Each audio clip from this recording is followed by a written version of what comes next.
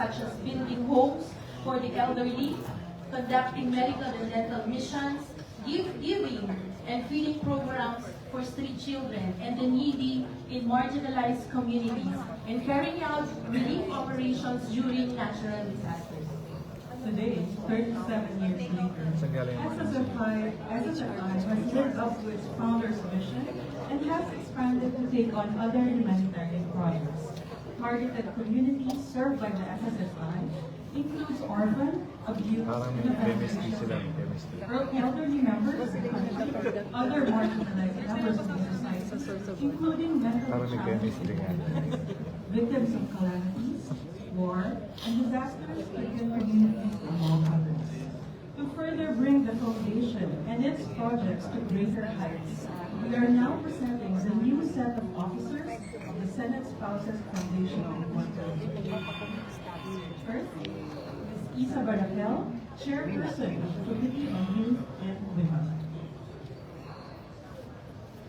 Please proceed to And please read your Anak ni Risa. certificate. Thank you.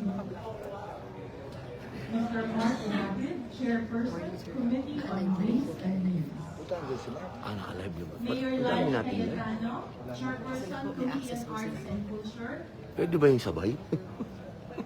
Ms. Nancy De La Rosa, Public Relations Officer to be represented Nasaan kayo? by her daughter, Ms. Cristel De La Rosa, Hindi naman kayo nakaharap kay Maria. Ms. Mariel Padilla, Public Relations Officer.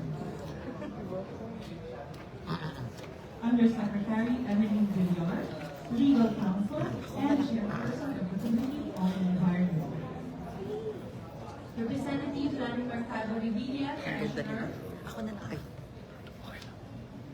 Mr. Chudoro Misael De Manzares, Assistant Secretary and Chairperson of the Committee on Finance and Logistics, to be represented by Mr. Brian Owen.